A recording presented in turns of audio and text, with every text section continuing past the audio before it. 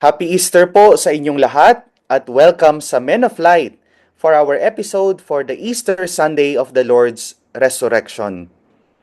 Alam niyo po, napakagandang tignan ng setting ng panimula ng Easter season. Easter begins in darkness. Sabi sa ating ebanghelyo, early on the first day of the week, while it was still dark. At ito rin yung ginagawa natin. Ganyan din nagsisimula ang ating Easter Vigil celebration, Easter Vigil liturgy. Nagsisimula sa madilim. Mary Magdalene comes to the tomb not with joy, but with grief. She is mourning. Siya ay nagdadalamhati. Her world has fallen apart. The one she loved, the one she believed in, is gone. At kahit po sigurado itong mga alagad, ganito rin ang kanilang nararamdaman. Silang lahat ay nagdadalamhati. And yet, in that place of mourning, something begins to shift. Sa ating pong episode for the Easter Sunday, pagnilayan po natin on how Easter is a movement from mourning, yun po yung mourning,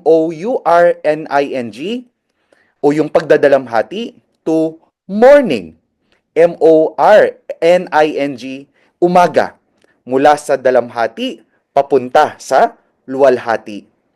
And as a movement, ito rin, hindi lamang ito basta-basta yung inaasahan natin na maranasan natin sa darating na panahon, kundi this movement is a path we walk again and again in our lives kahit sa kasalukuyang panahon. At para po sa ating episode ngayon, tatlong bahagi ang ating pagninilayan. These three movements of Easter, from morning to morning. At para po sa episode na ito, tatlong bahagi ang ating pagninilayan. Sa unang bahagi po ay tatalakayin natin ang mourning o pagdadalamhati. It is about naming our pain.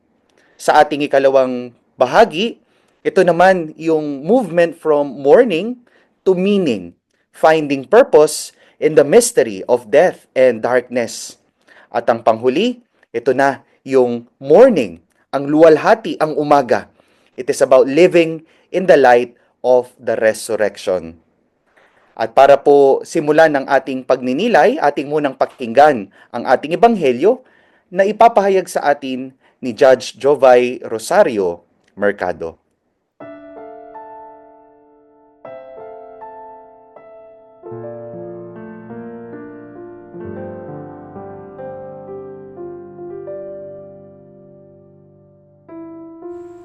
Pagbasa mula sa Ebanghelyo ayon kay San Juan.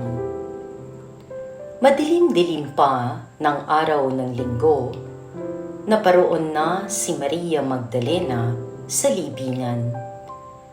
Naratnan niyang naalis na ang batong panakip sa pinto ng libingan.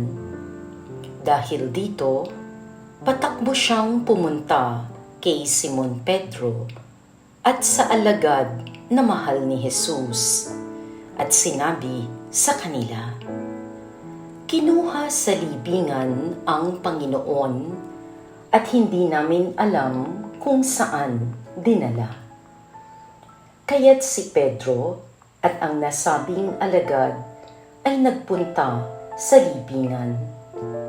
Kapwa sila tumakbo, ngunit si Pedro'y naunahan ng kasamang alagad. Yumuko ito at sumilip sa loob. Nakita niyang nakalagay ang mga kayong lino, ngunit hindi siya pumasok. Kasunod niyang dumating si Simon Pedro at tuloy-tuloy itong pumasok sa libingan. Nakita niya ang mga kayong lino at ang panyong ibinalot sa ulo. Hindi ito kasama ng mga kayong lino, kundi hiwalay na nakatiklop sa isang tabi. Pumasok din ang alagad na naunang dumating. Nakita niya ito at siya'y naniwala. Hindi pa nila nauunawaan ang nasasaad sa kasulatan na kailangang muling mabuhay si Jesus, ang mabuting balita ng Panginoon.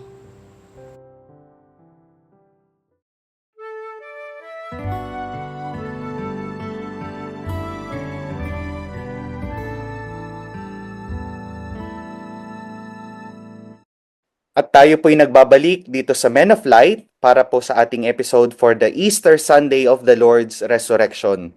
At para po sa episode na ito, kami po ang inyong makakasama, Father Justin Gatos po mula sa Social Action Center of Pampanga. Happy Easter po. Matagal ho nating hinintay ito for 40 days. And now we celebrate life and the life of Jesus in us. Our faith is born. This is Father Deo Galang. Happy Easter po sa inyong lahat. Gladly welcoming you to Men of Light with the victory of Jesus. Bong Roque po, kasama nyo ngayon. Maraming salamat po, Among Deo and Attorney Bong. At syempre kasama pa rin po natin ang ating direktor na si Among John. At punta na po tayo sa ating unang punto. The first movement is what we call mourning, no? Pagluluksa, pagdadalamhati. Narinig po natin sa ating ebanghelyo, Father Deo and Attorney Bong, na Mary stands before the tomb weeping. Parang ito po yung simula ng Easter, no? It is in the raw honesty of our pain.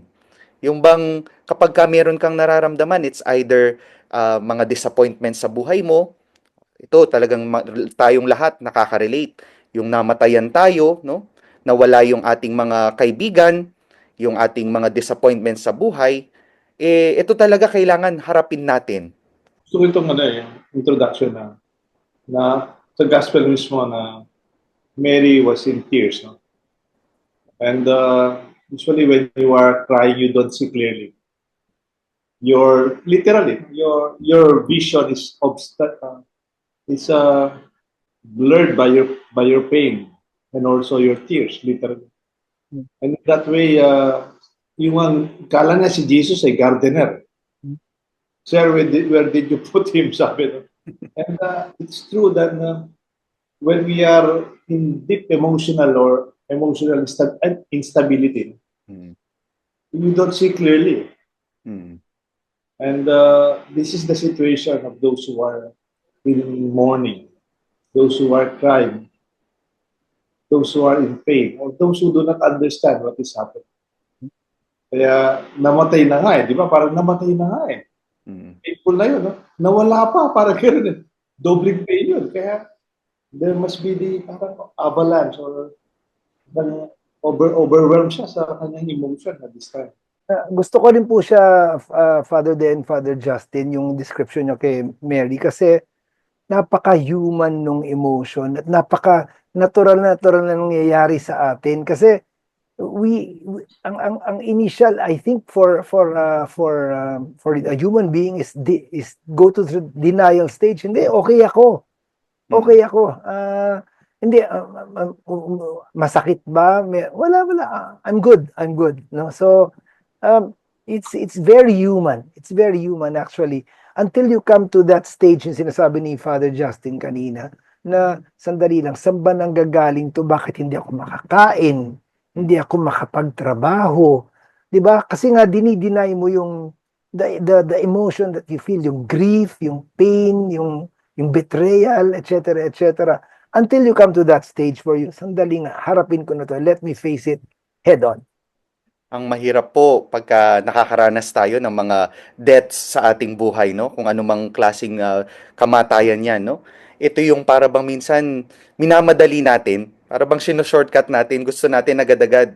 Namatayan ka ngayon, nag-fail ka ngayon, merong nawala sa'yo ngayon, gusto mo agad-agad, bukas okay na ako, no? Yeah. Parang minsan, yung panahon na ngayon, talagang gusto natin, mabilis lahat. Even itong mourning, itong grieving stage na ito, nakakalimutan. Kaya nga, madalas nawawala pa rin tayo. Hindi tayo nakakabalik kung saan talaga dapat tayo pupunta.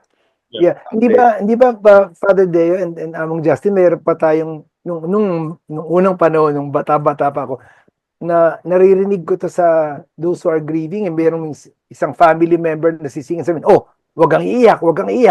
Di ba pinipigilan? Ngayon ay nabaligtad na kasi nandito sa you name your pain, you face it, nandoon na, sige, iyak mo pa. Baligtad na ngayon eh. Father Day, you were about to say something.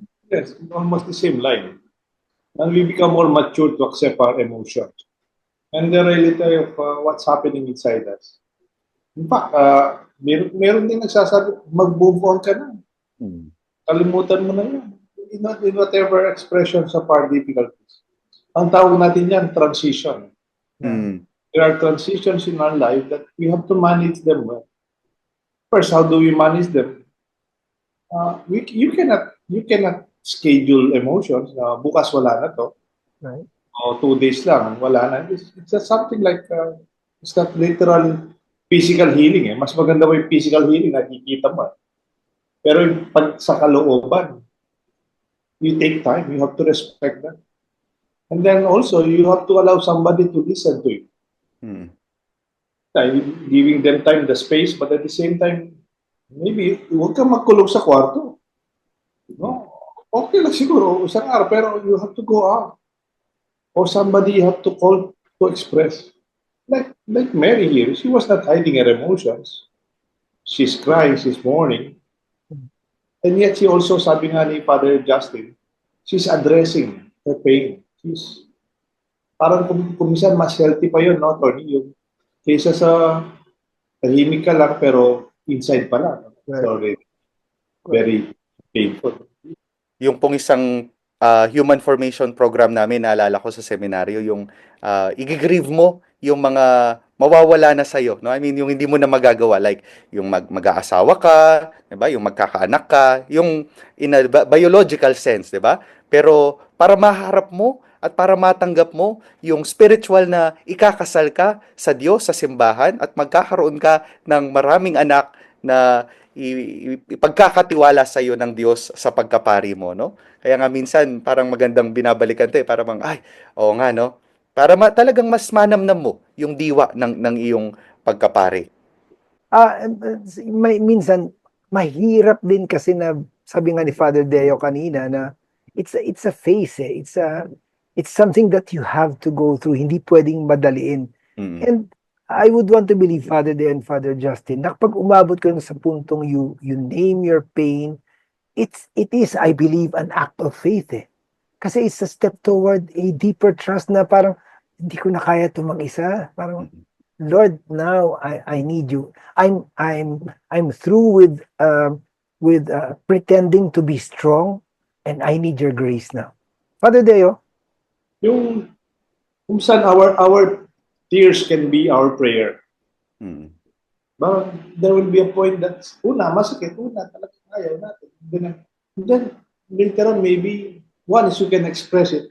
And then when your tears will become your prayer. You remember that woman who was crying because she lost her only son, yung funeral at Naim. Hindi man siya, wala mang hiningi kay Jesus, but di ba may expression sa Bible? And I heard their cry. And I heard my people's cry.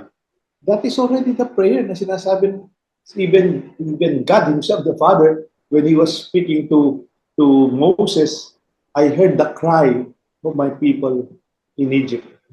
Father Justin, bago po natin isara itong part na to, Father Deo, pagpaumanhin po ninyo, hindi ko lang po kasi mapalampas kasi nasabi nyo, prayers, the tears are also prayers. Nakakita ko niyan, napaka-concrete niyan, Father Deo. Dun sa isang nakita kong photo, nakalagay, Dear God, tapos tulo lang ng luha.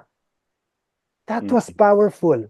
That was powerful. Yung sinasabi po ni Father Deo na yun mismo yung ating prayers sometimes. Ganda po ng ating unang punto, no? Para maranasan ng tunay na diwa ng muling pagkabuhay or ng Easter season, we must allow ourselves to mourn. Magdalamhati, magluksa on what has died. Relationships, dreams, hope, or even oftentimes faith. Kasama din dyan ang mga kasalanan. Kaya nga nagkaroon tayo ng Lenten season bago ang Easter season para magluksa, magdalamhati, to mourn for our sinfulness. Aminin, tanggapin at pagsisihan, pagsumikapang panibaguhin. Only when we face our grief can new life begin to grow. At magbabalik po ang Men of Light para sa ating ikalawang punto. Please stay with us.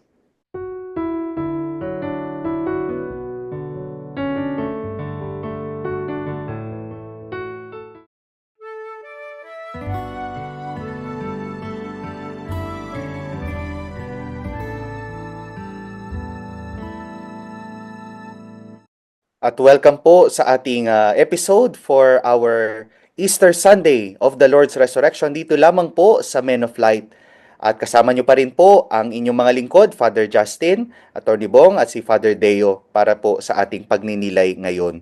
Kung kanina po nagsimula tayo sa unang punto na morning, pagdadalamhati, pagluluksa, ngayon naman pupunta na tayo sa ikalawang punto, meaning, no? Meaning, finding purpose in the mystery of death and darkness. Sa ating pong ebonghelyo, narinig din po natin kung papaanong si Maria Magdalena, kahit siya ay nagdadalamhati, she doesn't stay frozen in sorrow. Siya ay naghanap, siya ay nagtanong, at siya rin ay nagsabi sa iba. No? Ang ganda din po nung nasabi kanina ni Among Deo doon sa kanyang panimula sa ating first point, yung bang minsan nagiging blurry ang lahat sa ating grieving, sa ating mga karanasan ng mga kamatayan sa buhay. Pero kapag ka natutunan mong itong bigyan ng panahon, bigyan ng oras, unti-unti nakikita mo yung kahulugan. Ano itong meaning na sinasabi, Father? Minsan, yung may expression na you appeal to emotion. Di ba? Yung parang, sige, iyak mo. And then later on, parang when you settle down, you appeal to reason. You begin to address the reality. Minsan, pag galit na galit yung tao, malungkot na malungkot yung tao, minsan di mo makakausap matinungin. Pag-aaway lang kayo, kaya magtatampo sa'yo. Pero, I remember, sorry kay balikan natin alam niyo yung gospel na Jesus was asked if they would have to throw stone the woman who committed adultery.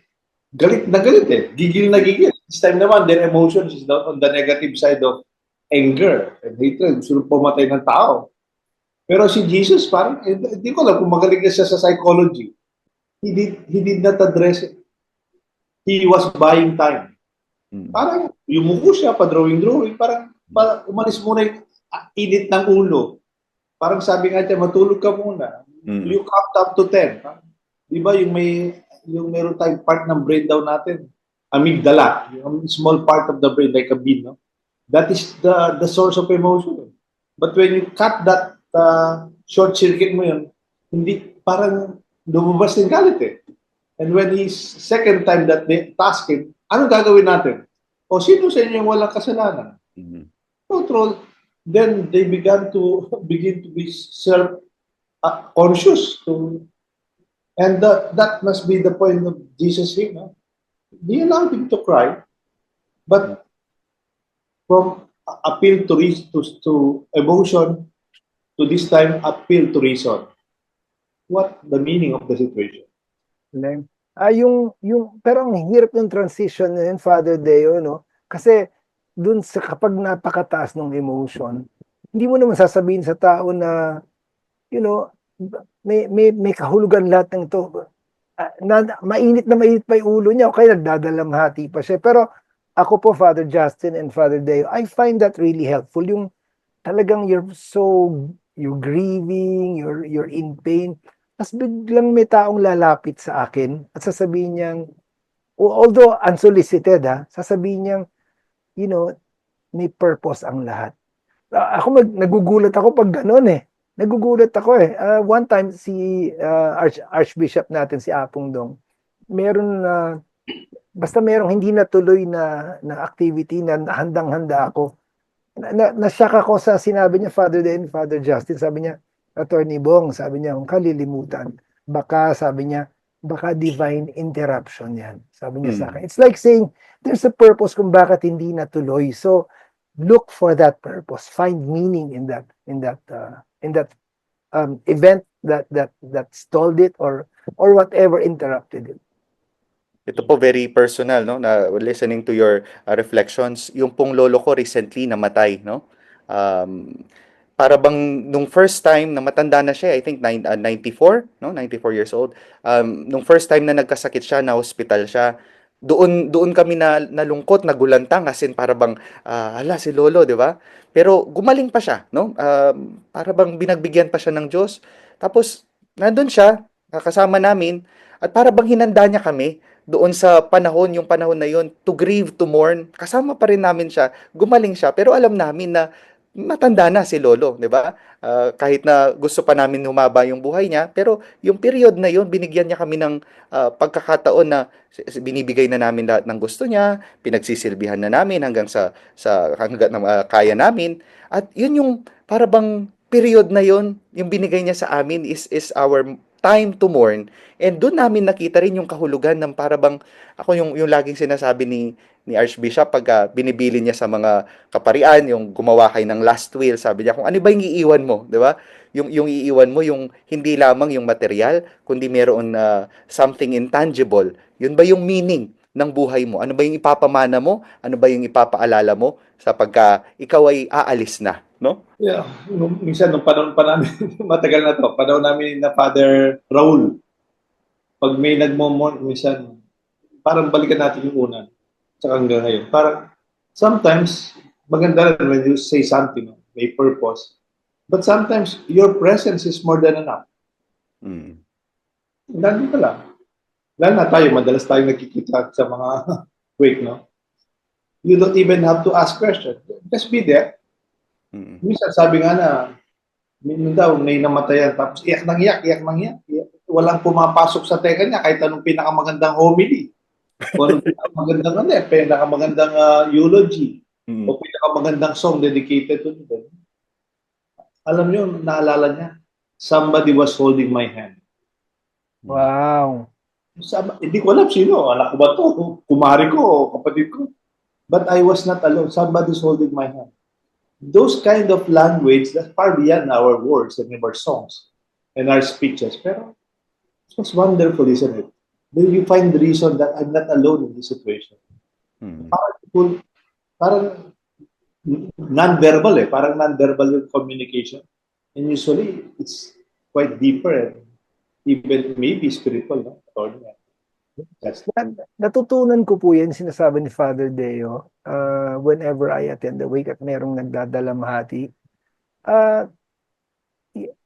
I don't normally offer a word or comforting words rather. Ang una ko ina-apply is what I call the sympathy of silence. Just sabi nga ni Father Deo, just be there. You don't even have to say anything. Just sabi nga ni Among Deo, just being there. And I think that's very powerful.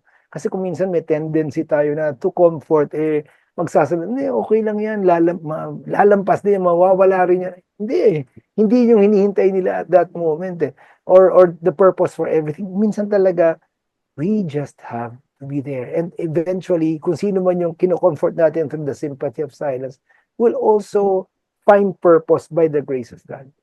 Ang ganda po. To find meaning, dito sa ating kalawang punto, is not to have all the answers.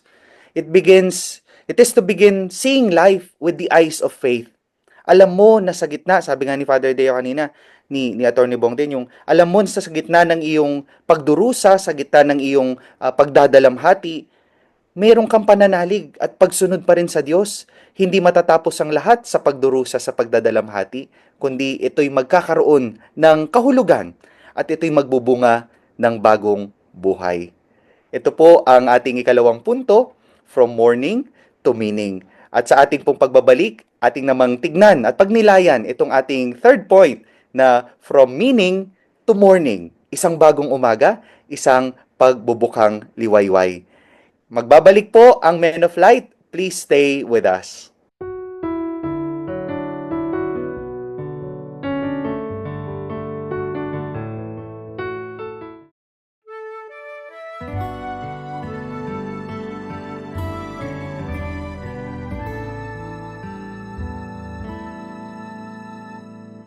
At tayo po'y nagbabalik dito sa Men of Light for our Easter Sunday episode na pinamagatang From Morning to Morning.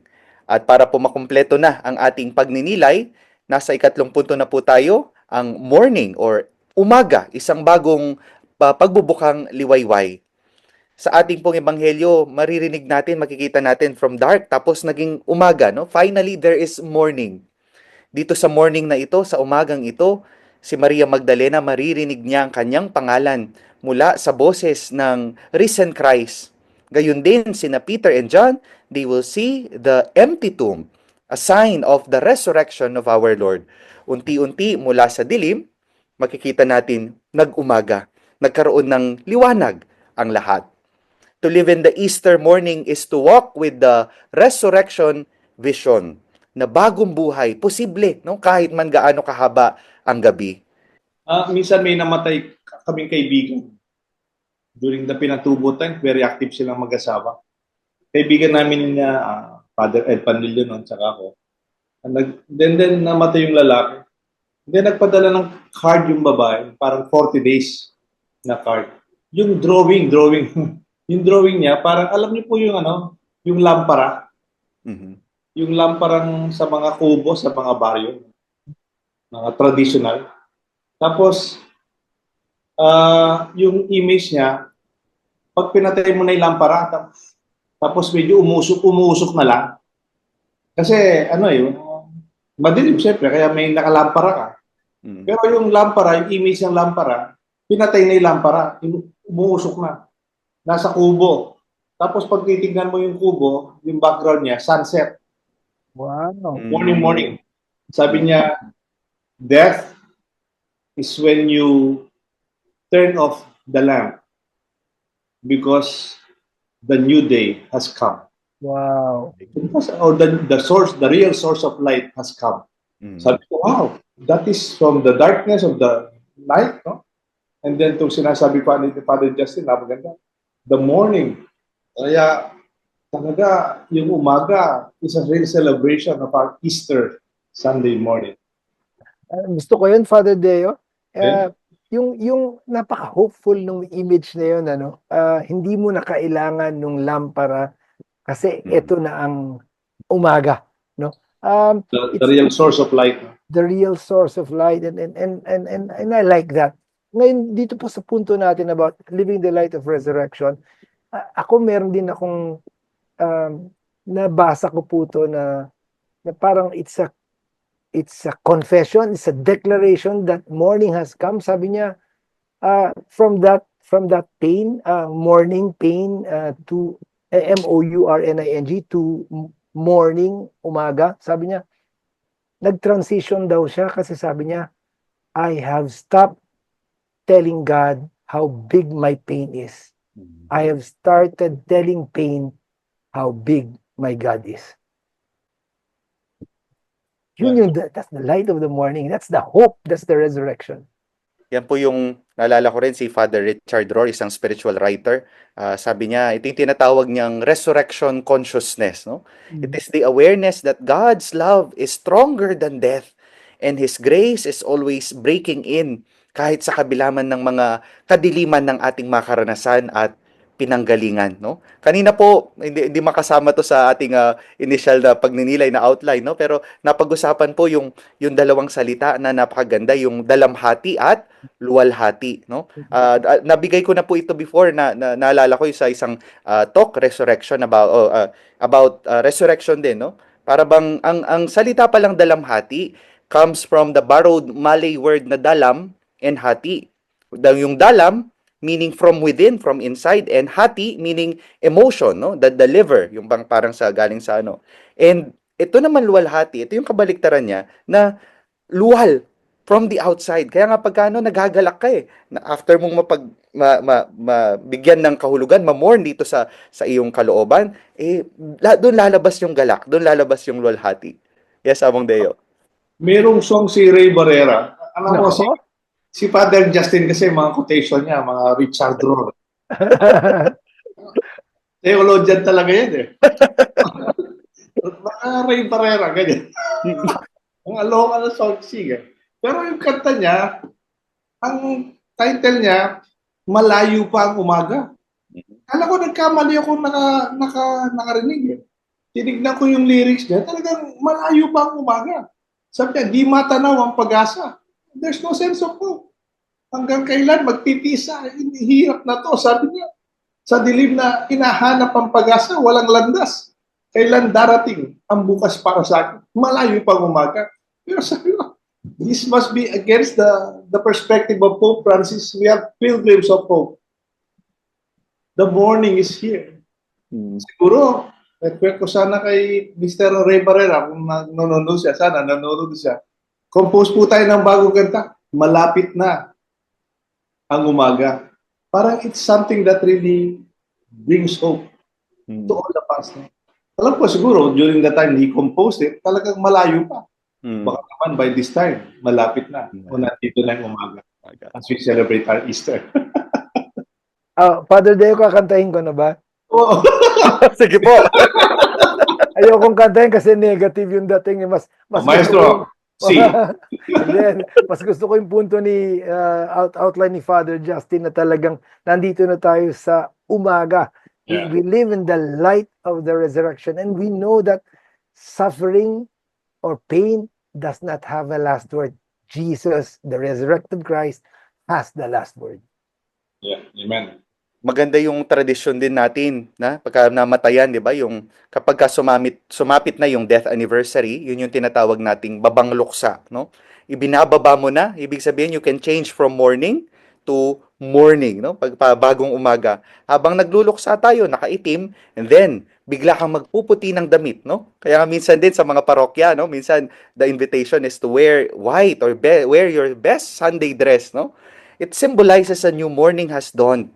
A new morning has begun, a new life, and new opportunities awaits. At magbabalik pa po ang Men of Light. Please stay with us.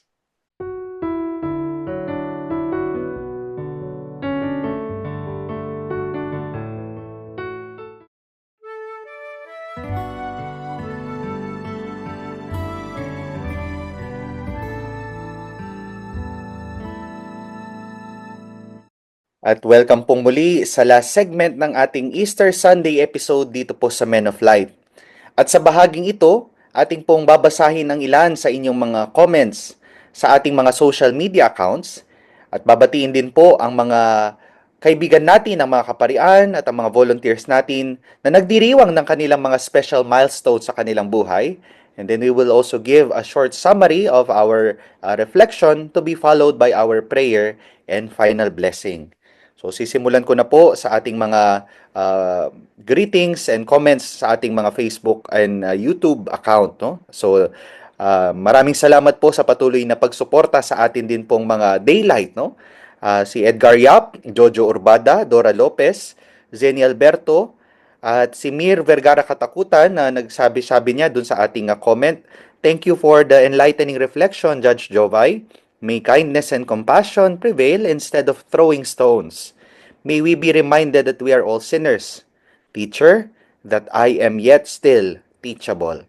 Nandyan din po sina Elizabeth Coraming, Zeni Alberto, si Madam Bel Katigbak, at si Virgo, sabi niya, no? Amen. Thank you po, Father Edwin, for a beautiful prayer for us. God bless and stay healthy po always. Avid listener of Veritas, Men of Light. Maraming salamat po. Si Nel Libay Mendoza, George Magtibay. At ito pong si Sunny Zamora Victoria, no? Nag-send po ng picture pa, no? Meron pa siyang picture kasama si Among Deo, si Father Edwin at si Brother Joey, no? Kumusta po kayo? At mula naman po sa ating mga YouTube account o sa ating YouTube account, si Luigina de la Croce, sabi niya po, "What a wonderful reflection and preparation, having a meaningful Holy Week. Thank you, Men of Light. Mabuhay po kayo." Nandyan din po si Arlo Oremasa, Mary Yambao, si Nympha Regado, at si Agari Elsa, Baron Kim Harina. Maraming salamat po sa inyo. Ating mga nagbe-birthday, okay po, Father. Una, I would like to acknowledge the wonderful celebration of Father Edwin Belay's 65th birthday. Oh. So yun, more than the birthday of Father Edwin, na-enjoy ko naman eh. Every year naman na pupunta ako doon sa sa Kabanatuan. Pero first time ko na experience, nandun lahat yung kapatid niya. No? Entertainment ngayon yung hindi lang kami nagmisa tapos kumain. In between, mayroong entertainment, yung pamilya. For me, kasi maliit yung pamilya namin, I really enjoy the beautiful family.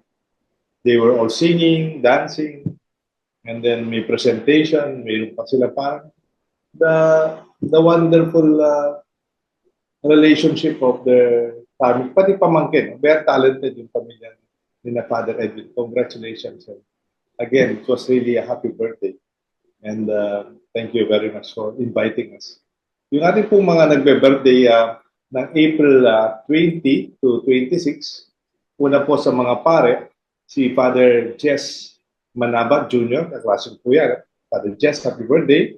Si Father Erwin Justin Pineda, April 21, happy birthday. Father Juju, nasa Santa Cruz, Lubao.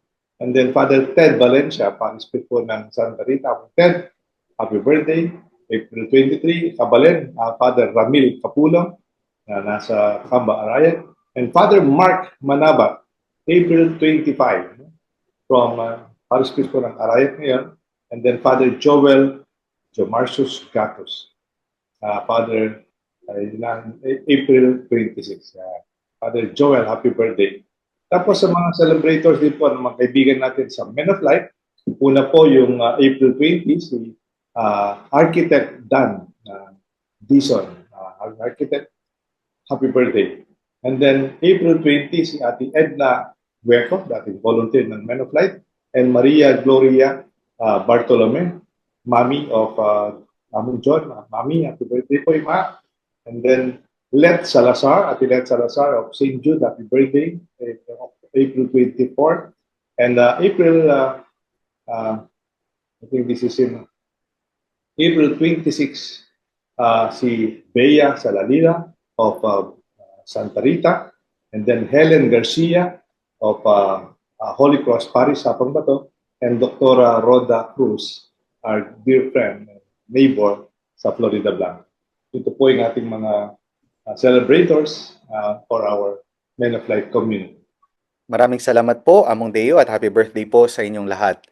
At para po sa ating summary, pinagnilayan po natin dito sa episode natin that Easter is a movement from mourning to morning.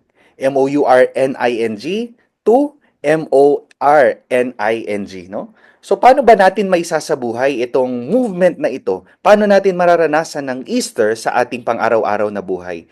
Una, we are invited to mourn honestly, naming our losses without fear.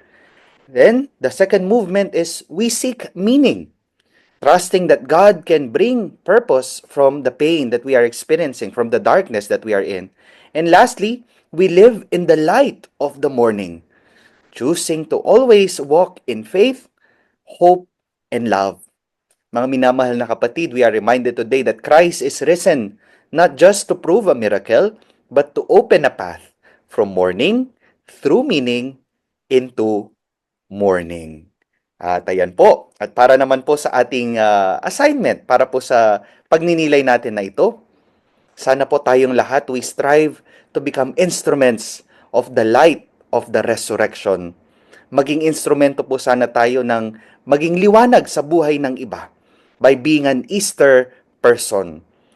Even po sa ating mga maliliit na gawain na ginagawang kabutihan, the random acts of kindness, maisasabuhay at maipaparamdam natin ang diwa ng Easter morning. And para po sa ating pong conclusion ng ating episode for today, we praise God through a prayer to be led by Attorney Bong and to be followed by a final blessing to be given by Among Deo. Please join us as we praise with our Alleluia, the God who is risen among us. In the name of the Father, and of the Son, and of the Holy Spirit. Amen. Lord, there are mornings when I wake up and all I feel is the weight of the morning. Like Mary Magdalene at the tomb, I search for you through tears. Like Peter and John, I peer into the emptiness of what I thought would bring answers. But all I find are more questions. Lord Jesus, I struggle to understand the mystery of suffering that visits me uninvited. The grief that quietly knocks at my door and days that feel lifeless. There are even nights that stretch out endlessly, and none of these makes sense, O Lord. And yet, amid the confusion, the ache, the silence, there is one truth I cling to with all my strength, and one truth I will never let go of, and it is this: you, Jesus, rose from the dead. Because you live, Easter to me isn't just another date on a calendar. Easter is alive in me. Every time I rise with a broken heart, every time I choose love instead of fear, every time I see light again after a long night, that is Easter. For I too am rising, and I too have life once again. So Lord, let Easter live in me every day. Remind me again and again of the profound truth that before the empty tomb, there was the cross, and you did not skip the suffering. Rather, you embraced it, and in doing so, you transformed it. Lord, perhaps my own wounds won't vanish and scars may remain. But I believe, Lord, that in you, my scars will no longer be marks of defeat. Rather, they will become signs of victory through suffering. They will become testimonies that difficulties did not break me, that death did not have the final word. Life did. That sorrow did not drown me. Hope lifted me. That fear did not rule me. Your love set me free. Let every scar in me proclaim, I am alive because my Redeemer lives. So in faith, I choose to believe that my story is not over. I believe in the victory you won. I believe in the dawn that follows every night. I believe in your mercies that are new every morning. And when the stone that darkens my life is at last rolled away, I trust that everything will make sense because you will breathe meaning into every moment. So I declare that I am an Easter person, and forever and always, my song will be Hallelujah. To the one who conquered the grave, Hallelujah. To the light that shattered the night, Hallelujah. To the God of light and morning, Hallelujah. To our risen Lord Jesus, who lives and reigns with the Father and the Holy Spirit, be glory and the majesty, dominion and authority, both now and forever. Amen. Hallelujah. Amen. The Lord be with you. And with your spirit. The Almighty God bless you all in your family. The Father, the Son, and the Holy Spirit. Amen. Lord is risen. Alleluia. Hallelujah. Hallelujah. Maraming salamat po, Attorney Bong, among Deo, no? Ang ganda po ng prayer, very beautiful, very profound, and very heartfelt, no? Talagang ramdam ang diwa ng Easter Hallelujah. Sunday. Ayan. At dito po nagtatapos ang ating episode para sa Men of Light for the Easter Sunday of the Lord's Resurrection. Patuloy po ninyo kaming subaybayan sa mga darating pang mga episodes. At ito po si Father Justin Gatus. Ipagdasal po natin ang isa't isa. Mukha po ng marating at ating greeting ng matandang pare sa amin, si Monsignor Tans Panillo. Good morning! Bong Roque po, hindi lang po during Easter, but every day, be blessed and be a blessing.